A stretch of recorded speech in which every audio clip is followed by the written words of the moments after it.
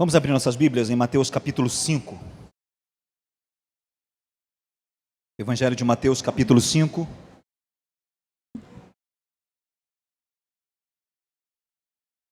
No Sermão da Montanha, ou especificamente o que nós chamamos de breve manual, de acordo com o pastor Silas.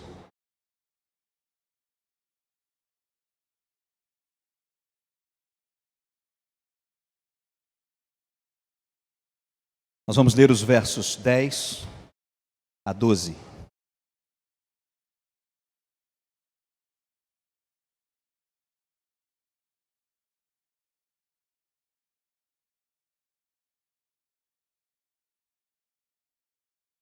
Vamos ler juntos?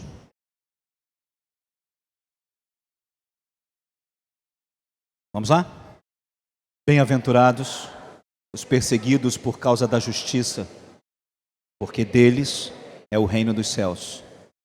Bem-aventurados sois quando, por minha causa, vos injuriarem e vos perseguirem e, mentindo, disserem todo o mal contra vós.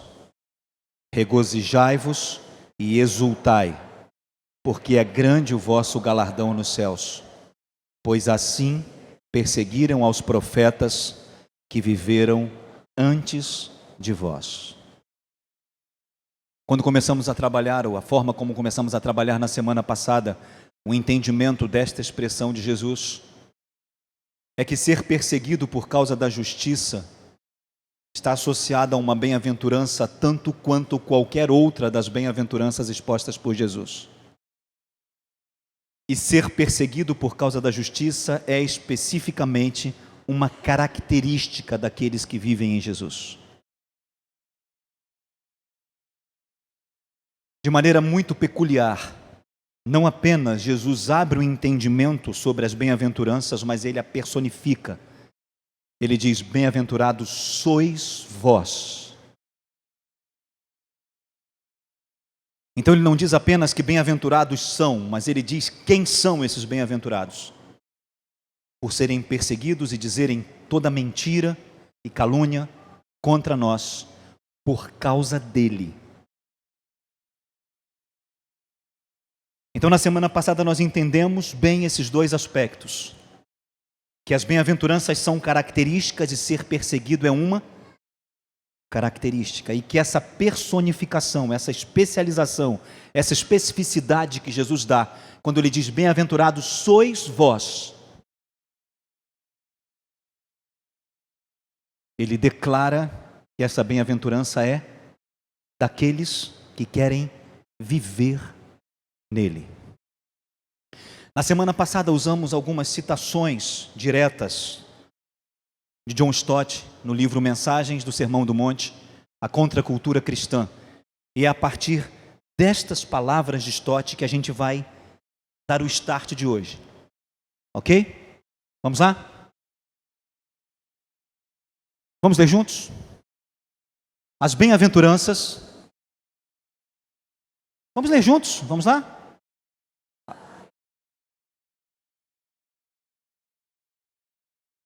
Bem-aventuranças são sinais, características, traços. Ser perseguido por causa da justiça não é um evento, é um traço daqueles que vivem em Jesus. Isso é reforçado pelo apóstolo Paulo. Aí sim, Juju, por favor, volta para mim em 2 Timóteo capítulo 2. Perdão, 2 Timóteo capítulo 3, o verso 12. E também, todos os que piamente querem viver em Cristo Jesus, padecerão perseguições. Como entender isso? Talvez a chave esteja na próxima orientação de John Stott. Vamos ler juntos?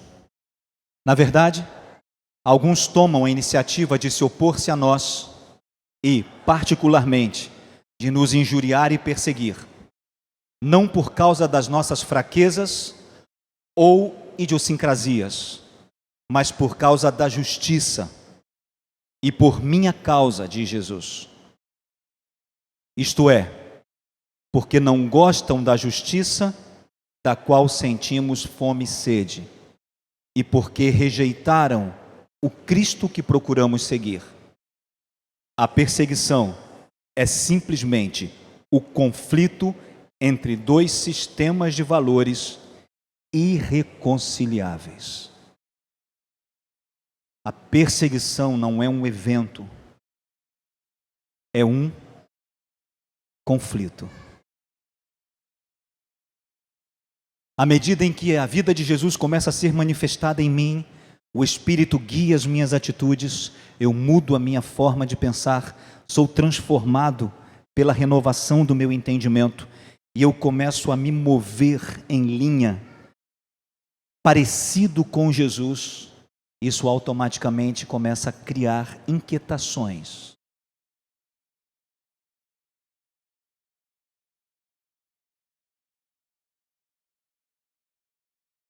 Quando eu vivo de uma forma em que a justiça do reino, a vida de Jesus, a maneira de viver, o proceder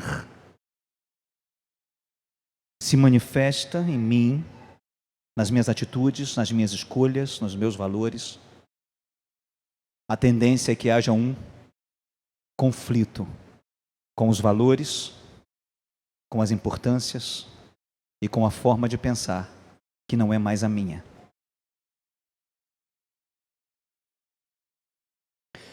Vou explicar isso ainda em Mateus capítulo 5, quando Jesus nos diz que nós não devemos entrar em atrito com quem nos fere a face, mas devemos oferecer a outra. No nosso sistema de vida normal, isso é ser otário. Isso é ser boca aberta. Como que alguém te fere uma face e você oferece a outra? Isso é passividade. Isso é gostar de apanhar.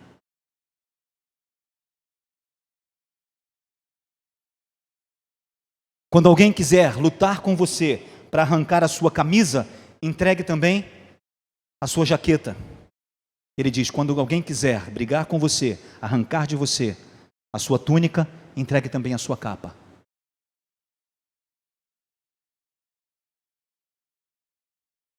Não ter o espírito armado para lutar pelo que é nosso, entre aspas, é passividade aos olhos do mundo. Como você entrega isso? Por isso são dois sistemas que conflitam, são dois sistemas que entram em atrito. O que eu era e já não sou, e o que eu começo a ser, mas ainda não sou. Entendem? Já está pleno? Já está completo? Não, eu caminho para isso. Mas eu já não sou.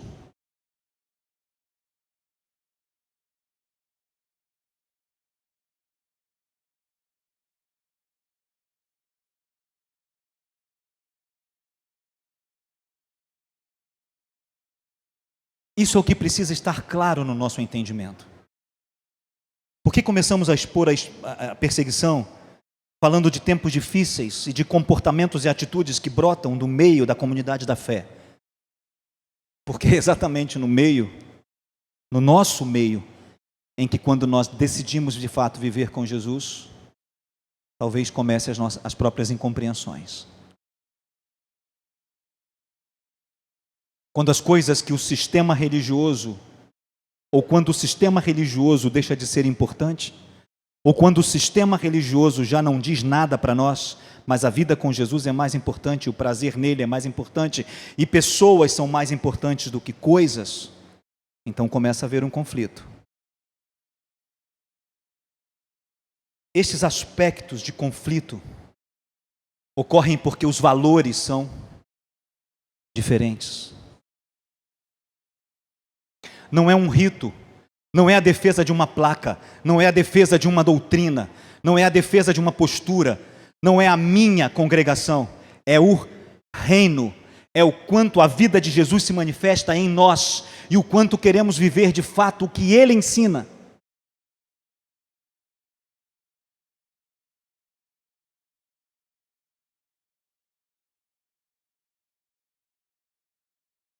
O primeiro conflito é quando nós começamos a viver esta vida e a nossa atitude começa a não convergir com as coisas que são comuns ao nosso meio.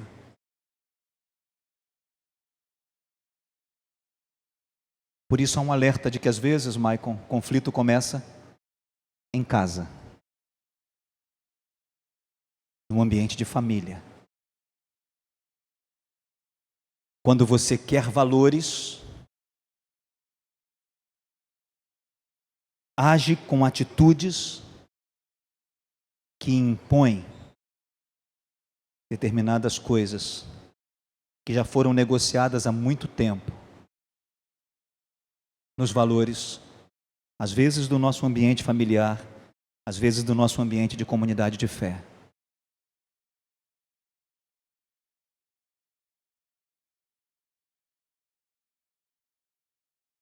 Parece que cada dia mais a gente vê a gana que existe no meio evangélico brasileiro e o apego às questões de prosperidade. É tão chocante que às vezes nos ambientes onde se fala abertamente em avesso à doutrina da prosperidade, as atitudes são contraditórias. Você acaba de dizer que a doutrina da prosperidade, o ensino da prosperidade é uma coisa que não leva a lugar nenhum. Aí você chama os seus irmãos para orar para que Deus multiplique a vida deles porque eles entregaram o dízimo. Entendem?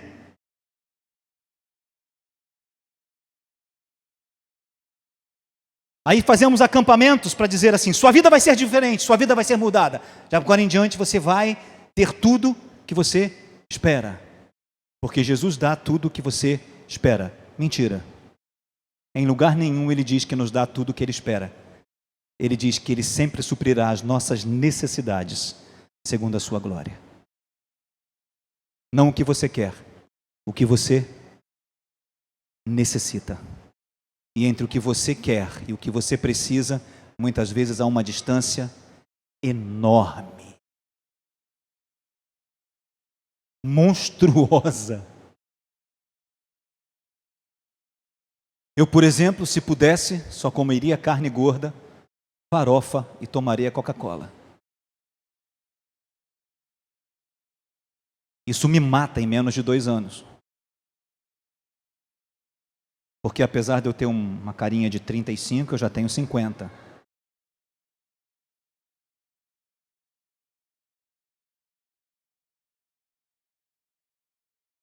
Entendem a diferença entre o que a gente quer e o que a gente precisa?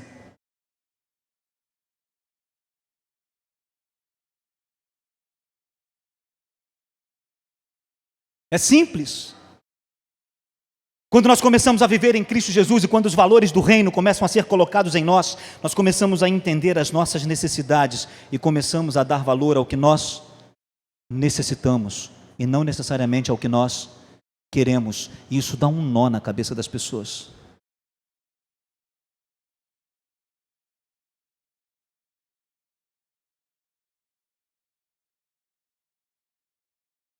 Quando nós dizemos não ao que é fácil, daqui a pouquinho a gente vai entrar num esquema muito interessante, que é o conflito das duas realidades. O apóstolo Paulo trabalha essas duas realidades em Colossenses capítulo 3, tratando do despir e do vestir. Aquilo que você tem que despir e aquilo que você tem que vestir. E esse conflito se dá exatamente porque nós fomos arrancados do império das trevas e transportados para o reino do Filho amado de Jesus, ou de Deus, Cristo Jesus. Fomos tirados de um sistema, de um império, para sermos transportados para um outro reino, com outros valores, com outro rei, com outras importâncias. Já tratei aqui algumas vezes a diferença entre império e reino. O que é um imperador? É alguém que reina sobre territórios que não são de sua nacionalidade. Um imperador reina sobre vários países ou várias regiões que não a sua região natal. Mas um rei, ele é rei de seu próprio povo.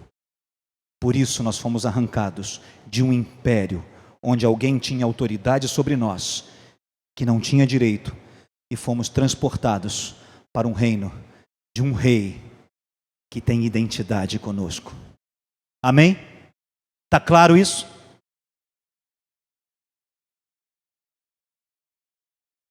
Então, como entender isso? Vamos seguir, Juju?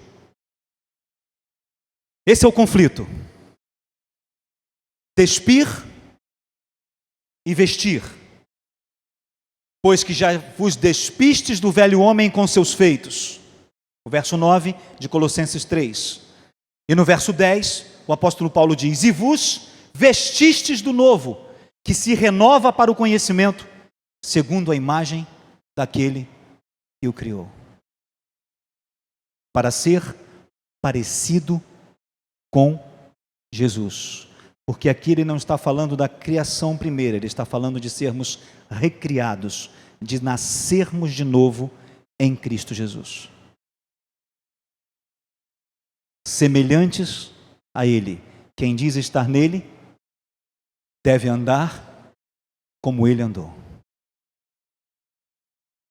E aí então se sobrepõe ou se impõe o despir. Colossenses 3, volta lá, Juju, está com pressa, Juju? Colossenses 3, de 5 a 9. O texto está aí, mas eu fiz uma arrumação para nós termos uma ideia do que é necessário despir. Vamos ler juntos? Assim, façam morrer. Vamos começar de novo? Vocês estão devagar hoje, vamos lá? Assim, façam morrer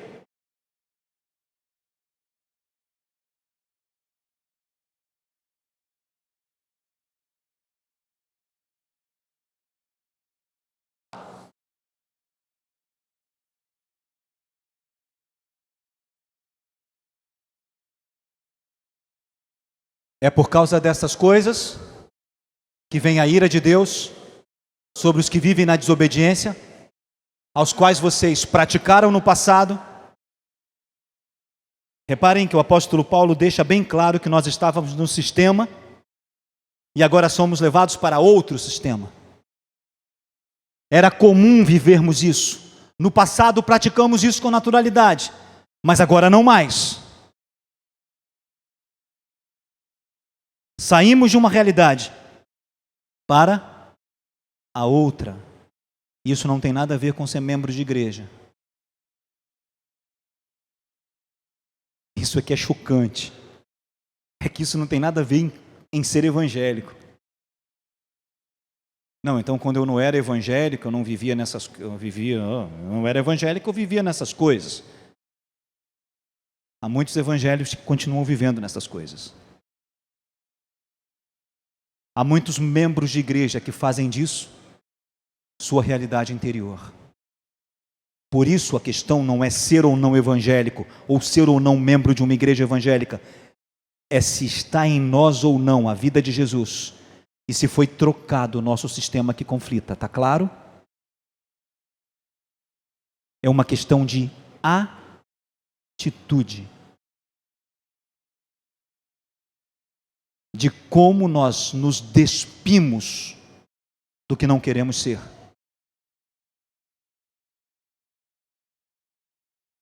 E o texto continua.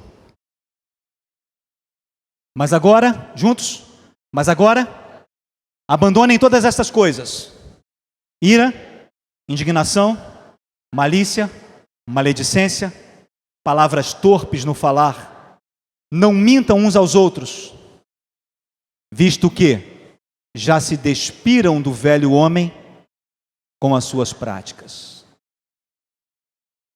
O efeito de termos sido resgatados do império das trevas para sermos trazidos para o reino do Filho do seu amor é que nós precisamos nos despir destas coisas.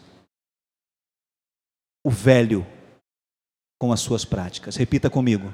O homem velho com as suas práticas. Está claro isso? Agora vamos dar uma quebradinha nessa querera? Volta lá, Juju. Façam morrer tudo que pertence à natureza terrena de vocês. Essa versão é a versão NVI, Nova Versão Internacional. Talvez seja uma versão mais próxima da gente do que até a contemporânea, nesse texto. Não significa que seja melhor.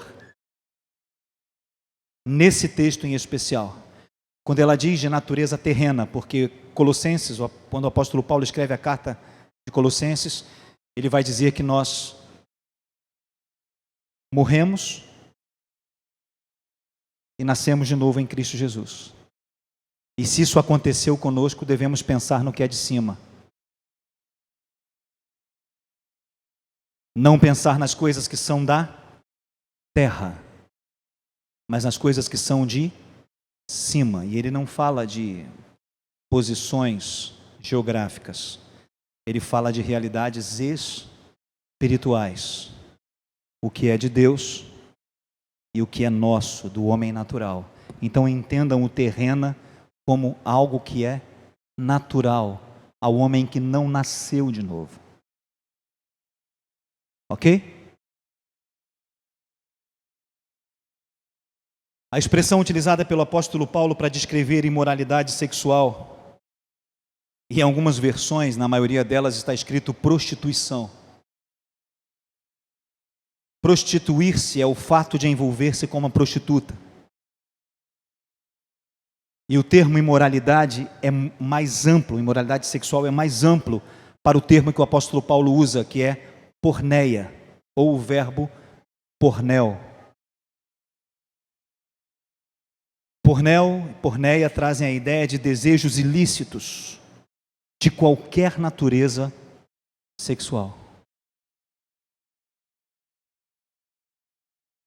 Talvez as expressões mais instintivas da natureza do homem, dos seus desejos, estejam envolvidos com as questões sexuais e sensuais.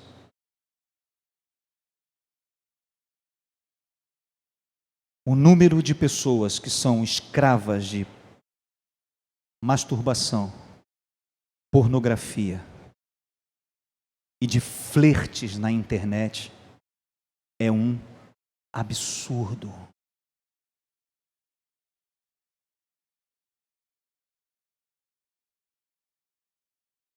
Se você incita e se você excita alguém, saiba que você está exatamente dentro do contexto de porneia.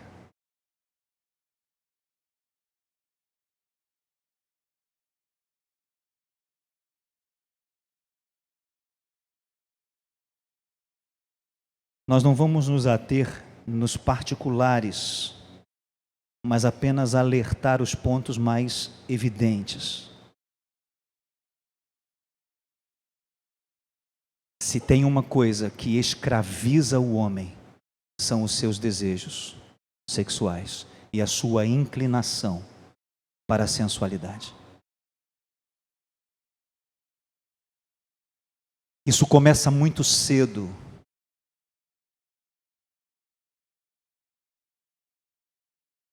Estava conversando com Poliana esses dias, doutora Poliana, e nós estávamos falando sobre situações que envolvem os contatos que nós temos, às vezes, com pessoas que procuram ajuda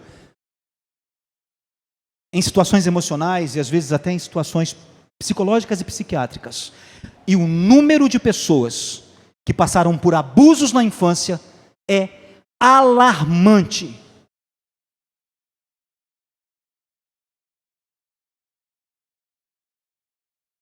Todos os níveis de experiências de abuso que você pode imaginar. A sexualidade vai sendo distorcida.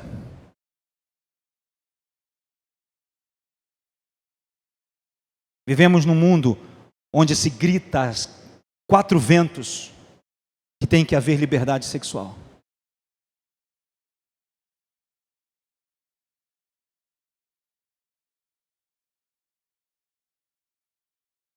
Os relacionamentos são rasos.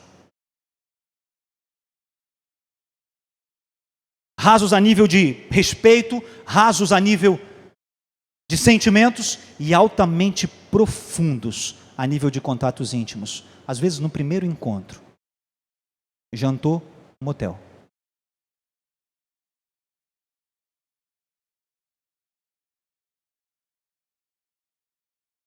E a internet dentro da sua casa, no seu telefone celular, te oferece um cardápio variado de todo tipo de malandro e te oferece mundos e fundos para que você troque com ele alguma coisa da sua intimidade.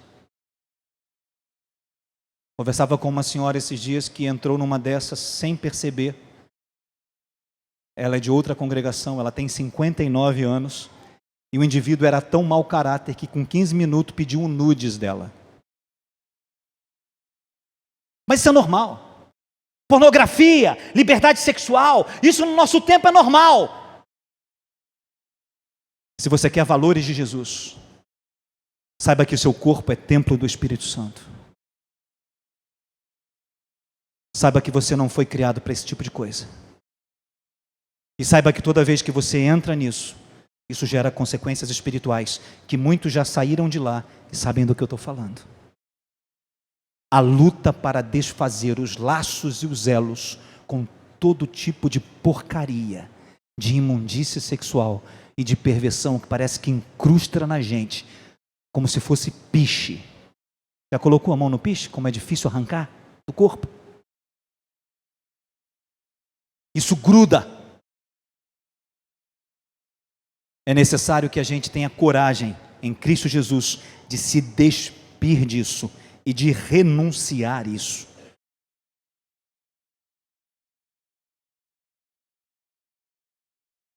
Uma das portas de entrada mais escancaradas de controles demoníacos sobre a vida de pessoas está nos contatos sexuais. Nas perversões e imoralidade da mente. Ah, mas eu nunca fiz nada de errado. Mas se a fantasia toma conta, a perversão já está lá. Da forma mais sutil. Talvez a gente tire um tempo para voltar mais especificamente neste assunto em outro ambiente. Acompanhado da questão da imoralidade sexual, está o que o apóstolo Paulo chama de impureza. A expressão original é a catarsia, devassidão moral. É aquilo que contrapõe a castidade. E a castidade significa abstinência de coisas morais. A imoralidade destrói os valores de Deus dentro de nós e nos torna escravos dos nossos próprios desejos. Outra palavra usada pelo apóstolo Paulo é paixão.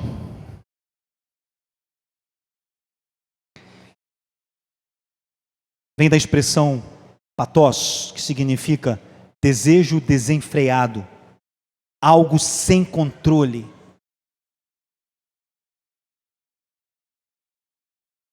Talvez algumas Bíblias tragam apetite desordenado. Alguém tem essa versão aí? Em Colossenses 3, apetite desordenado, impulsão que você não controla. Quando você vê, já fez. Sabem o que é isso? Eu sei.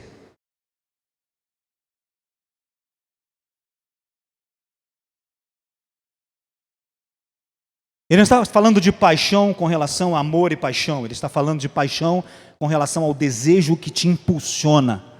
Quase que insuportavelmente, quando você vê, já fez.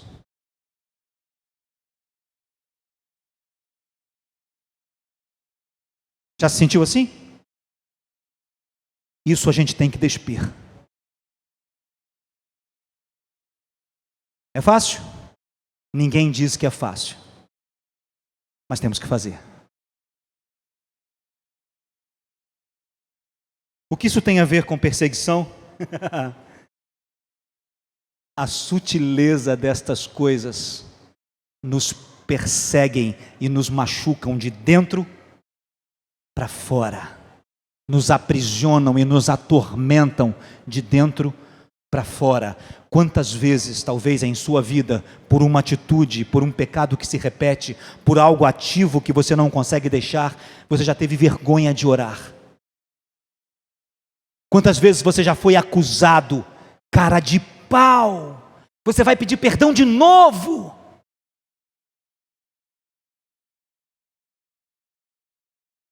Quantas vezes você já ouviu a voz da acusação dizendo que não tem jeito para você? Porque você já tentou um monte de vezes.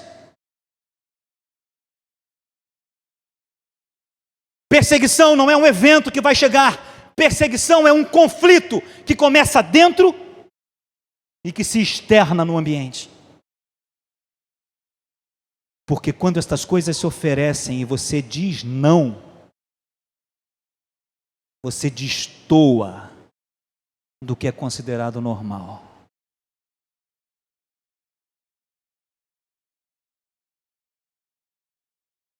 Junto com estas coisas estão os desejos maus. É interessante a maneira como a NVI trabalha os desejos maus, que a palavra é concupiscência.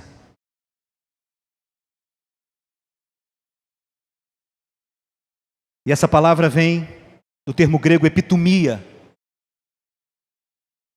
Por que é importante trabalhar os conceitos? Porque eles ampliam a ideia. É a maquinação do mal. É você ansiar e querer aquilo que não é permitido. É o desejo de desafiar o que você sabe que não pode. Concupiscência não é um anseio desvairado. É um desejo comedido. É você maquinar contra aquilo que você sabe que não pode fazer. Aí você diz, não vou fazer. 5 segundos depois você se pega pensando como que você faria se você fizesse. Sabem do que eu estou dizendo? Você diz para você mesmo, não faço. 5 segundos depois você está pensando como seria e como você conseguiria conceber isso caso você fizesse. Você consegue se convencer de que você não quer fazer. Você só está pensando como seria.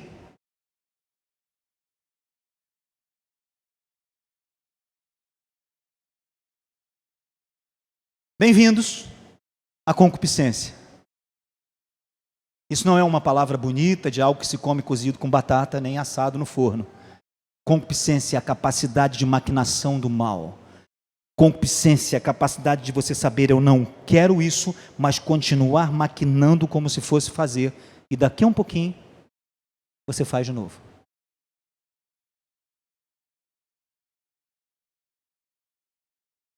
Concupiscência e mentira, elas andam de mãos dadas, passeando pelo parque.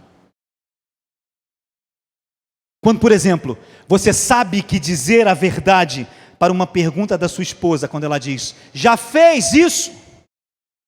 Eita nós! E você sabe que se você disser não, vai ter cobrança. Então você maquina rapidamente quais são as consequências, os pesos e os valores, e você inventa uma mentirinha branca, que não vai fazer mal para ninguém. Quem tem ouvidos para ouvir, ouça, não existem mentiras brancas, todas elas são negras e desonestas. Não existe mentira para o bem. Então eu minto para que um problema maior não seja criado. Está entendendo? Não, não estou entendendo. Mentira é mentira, seja em qual for a circunstância. E a concupiscência, ela anda de mãos dadas com essa maquinação, com essa capacidade de você se convencer que a sua mentira não vai fazer mal a ninguém e ainda vai evitar um conflito maior. Certo? Errado. Porque a mentira é a mãe da desconfiança.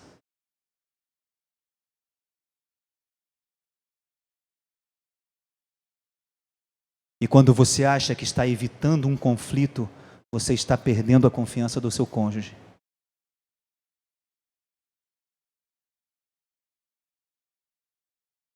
Quando você acha que você está inventando uma mentirinha para convencer o seu filho de não fazer alguma coisa, você está negociando algo que você não permitiria que ele negociasse. Porque quando ele mente para você, você fica muito enjoado.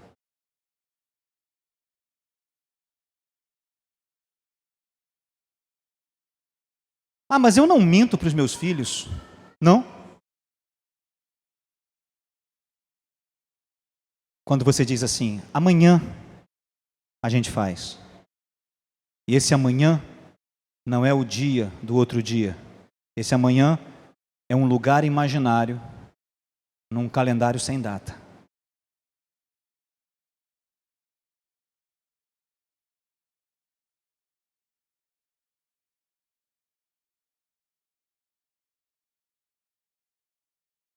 Isso é? Ah, pastor, você não vai dizer que isso é mente.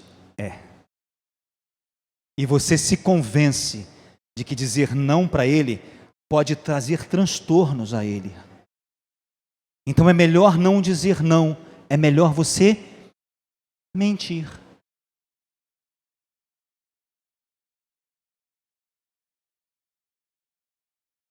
A concupiscência no relacionamento familiar ela é muito interessante porque ela é a essência da chantagem.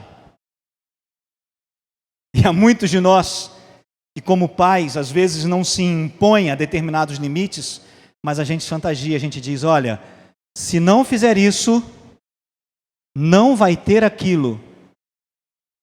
Não, mas isso aí é um reforço, é a ideia de você reforçar um comportamento. Não, isso é chantagem.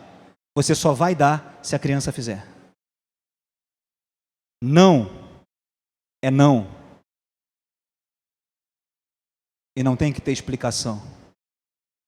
É não, porque tem que ser não. E aí vem a tristeza.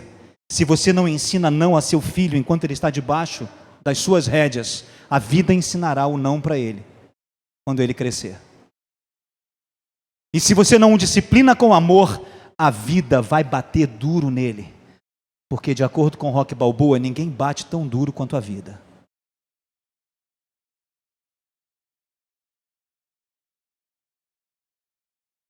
Conhece Rocky Balboa? Aquele cara que apanhava feito mula de carga e nunca caía. E depois de apanhar aquele tanto de um monte de gente, ele diz que ninguém bate tão duro quanto a vida. Eu tenho medo de pensar o que a vida pode fazer.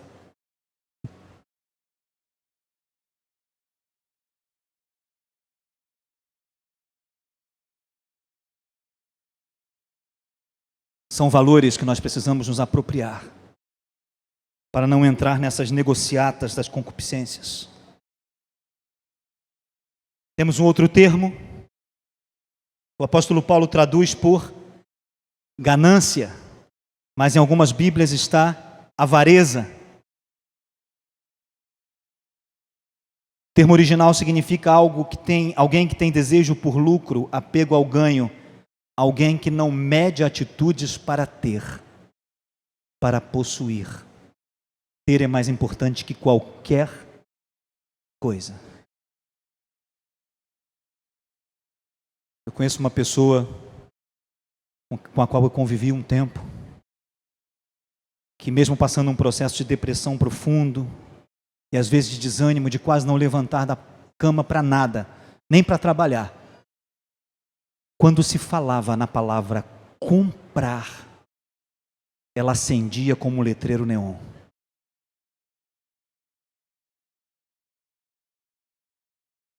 Já viram um letreiro de neon?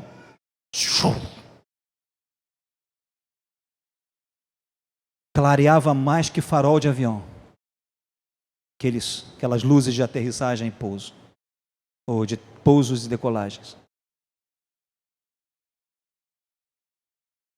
Quero nada, não gosto de nada, não estou afim de nada. Vamos ali comprar. Hã?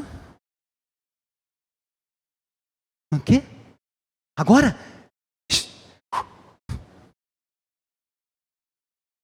O anseio de possuir é a mesma coisa que a avareza, que a dificuldade de repartir.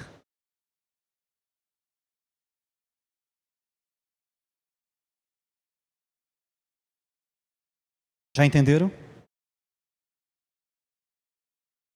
A palavra idolatria, no grego ela é exatamente isso. É a junção de dois termos, ídolo e latreia. Latreia significa culto, reverência. Ídolo é a palavra traduzida para ídolo. Significa colocar alguma coisa no lugar que é de Deus. Qualquer coisa que ocupe a sua primazia é idolatria.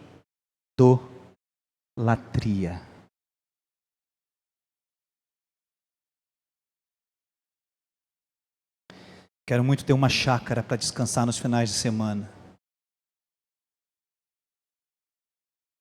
Aí daqui a um tempinho a chácara já não permite que você volte para o tempo do serviço ao Senhor.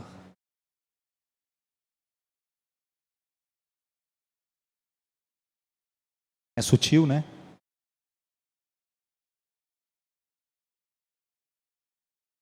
Começa a ocupar a sua prioridade.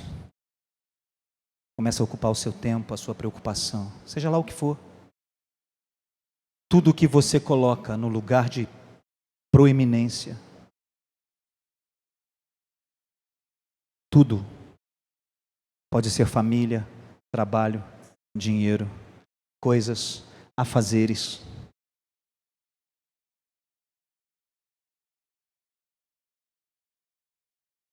Quando eu entendi isso na minha vida, algumas pessoas que convivem conosco como igreja começaram a estranhar porque eu aprendi a dizer não.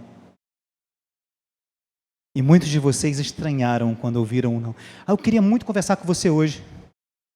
Não. Amanhã eu posso. Quinta, quarta. Dentro da possibilidade que eu tenho. Porque eu tenho outras prioridades. Talvez para você o seu problema seja a coisa mais importante, mas existem outras prioridades. E sabe o que acontecia? Eu era desonesto quando eu dizia que podia te atender a qualquer hora e a qualquer momento porque eu estaria bem. Mentira, isso começou a me fazer mal.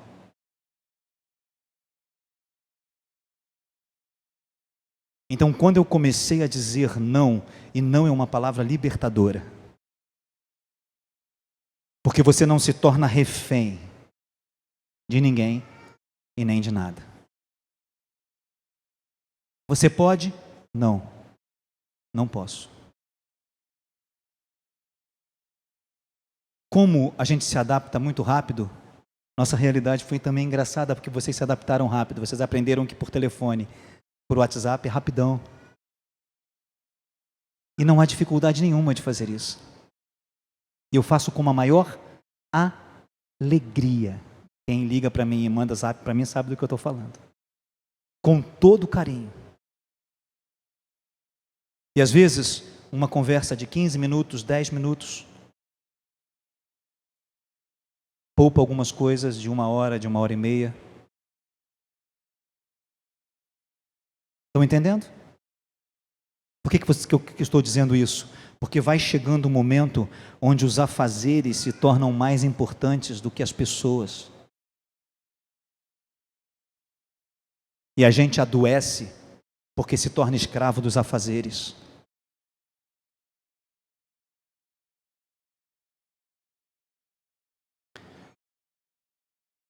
Todo comportamento repetido tende a se tornar um padrão.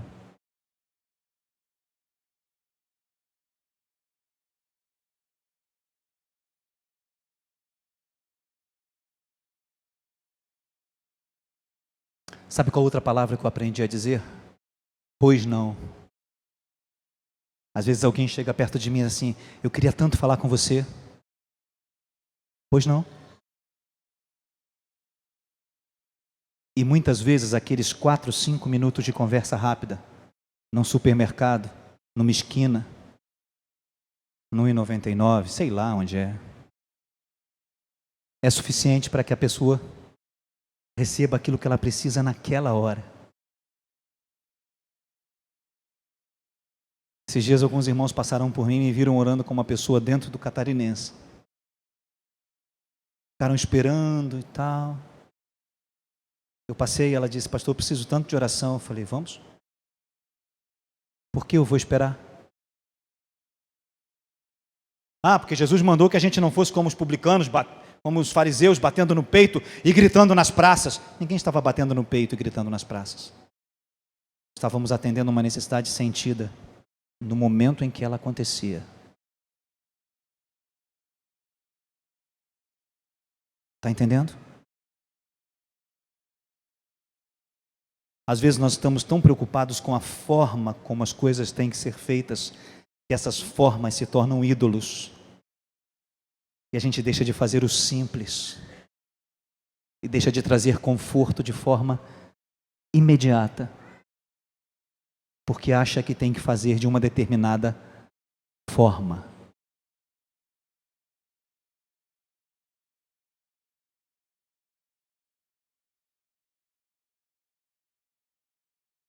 Tudo que você coloca em primazia se põe em sua vida como idolatria.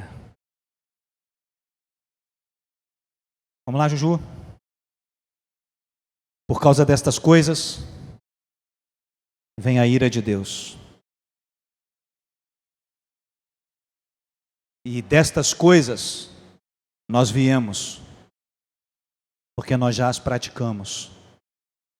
E a proposta do reino é que a gente vá se despindo destas coisas para se vestir de outras coisas. Amém? Tá claro? Ju, passa para mim. Isso aí é para a semana que vem.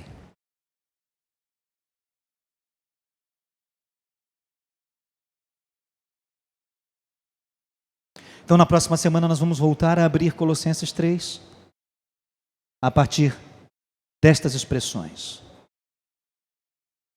Mas agora, despojai-vos destas coisas: ira, indignação, malícia, maledicência, palavras torpes no falar, não mintais uns aos outros.